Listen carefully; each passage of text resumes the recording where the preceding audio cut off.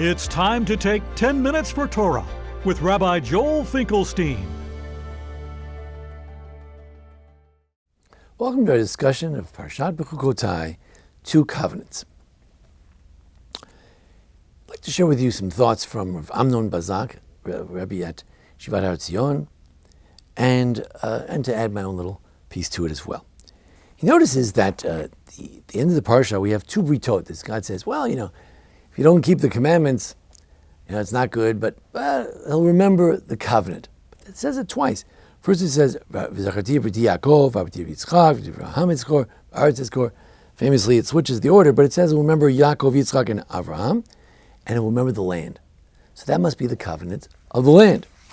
Then a few verses later it says, I'll remember the early covenant. Well, the Rishonim, the early people, that's Avraham, Yitzchak, Yaakov, no? I took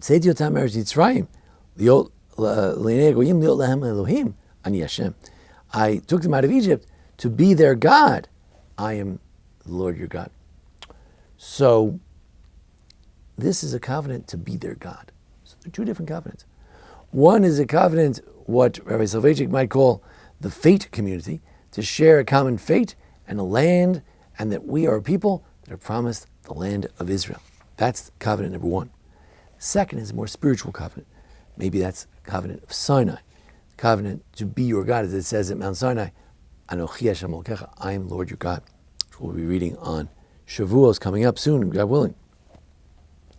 So there are two covenants. This covenant is also spoken about in the positive sense. First it says that, well, if you keep the commandments, the name of the parsha, the beginning of the parsha, if you keep the commandments, you walk in the ways of the commandments, even the small commandments, then I will give you gishmechem, the rains, in later Hebrew, gishmechem, the gashmius, the physical things. The land will give forth its fruits. Ramban speaks about health, that if you have good water, everybody will be healthy, be enough water, the water will not be poisonous, the fruits will grow, it's good for the body, the air will be clean, and you'll be healthy, and health is a great blessing. So just the covenant to just live in the land, to have peace in the land. Ramban says, peace between people. Isn't that so important? The peace not just for the enemies, but also peace among us, among ourselves. So that's the physical bracha.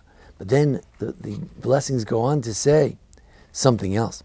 That there's a second level of what would be promised if we keep the commandments, that God's Mishkan, His tabernacle, would be among us. I won't despise you. I'll even love you. I could walk with you. The Rashi has this beautiful image that it'll be like the Garden of Eden. We'll just be walking together with God. We won't even be terrified of God. We'll be in awe of God, but we won't be terrified. We'll be able to just walk with God. An image of another world where it was this closeness with God. So that we have two promises. One is just the land of Israel. And that's to some degree what we have today. We don't have that shalom, neither between brothers, nor internally and externally, but we have a land. And that's one level of the covenant. What we're looking forward to is to have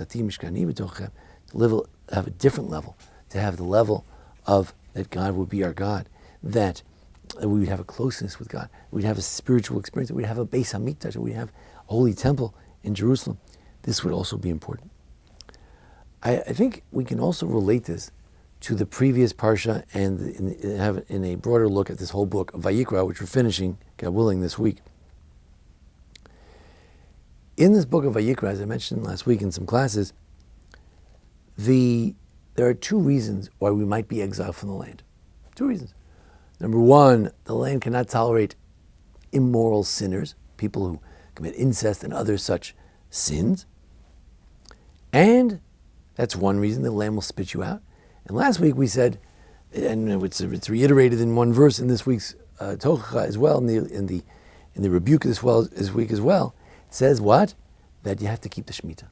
That you have to keep, in the land of Israel, you have to keep that sabbatical year. Sabbatical year is important to observe that. That shows that you appreciate that the land was given by God, and it's just a gift from God, and you live with that sense that, oh, this is great, this is a gift I have from God.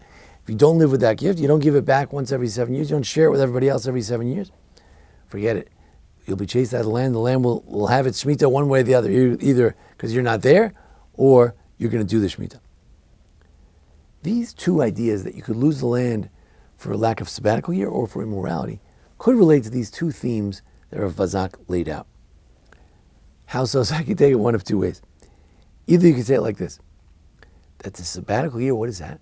Sabbatical year is about the land. The land of Israel, you're supposed to keep the sabbatical year. And that's one level, just to have the land, the covenant of the land, the fate community, the common fate of the land of Israel.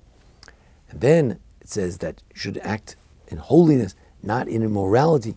So that's the covenant of not doing immorality. That will get you chased out of the land. You could switch around the other way, say that you have to have basic morality, not doing terrible, disgusting things.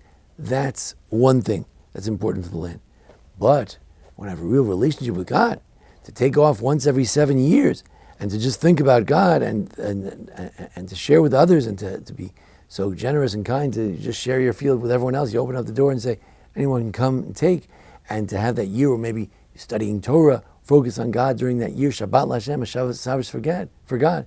Maybe that's what you want to have. If you want to have that second level of the closeness with God, you need not just to stay away from immorality, but also to engage in godliness, which could be enhanced by and fostered through celebration of the sabbatical year, the Shemitah year. Sometimes we think of our national aspirations, and we tend to think in very concrete terms, looking forward to the ingathering of the exiles, going back to the land of Israel, rebuilding of Jerusalem. But we have to remember that second spiritual component, looking forward to a world in which we would have that closeness with God, a world in which I would be able to take off time to be with God, and that I would be like Gan Eden, where you'd hear the voice of God walking in the garden with you, kind of prophetic closeness. What Prophet Joel speaks of, the ultimate prophesying of our children, that the children would be so imbued with the divine spirit that they themselves would be prophets. This is what we're looking forward to.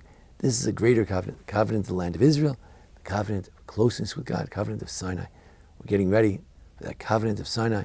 Let's hope that we can not only attain the land of Israel, peace within the Jewish community, peace outside the Jewish community, and not only that, but also covenant of Sinai, the covenant of closeness with God. That's what we're aspiring to, that's what we're striving for, and that's what we're hoping for at this time of year and throughout Jewish history. Thank you for joining us here at the Baron Hirsch Congregation for our discussion of Parsha, the upcoming holidays. We thank Jason Lefkowitz, our producer. We thank our sponsors, an anonymous sponsor in honor of Avas Torah, the love of Torah. Thank you. This has been 10 Minutes for Torah with Rabbi Joel Finkelstein.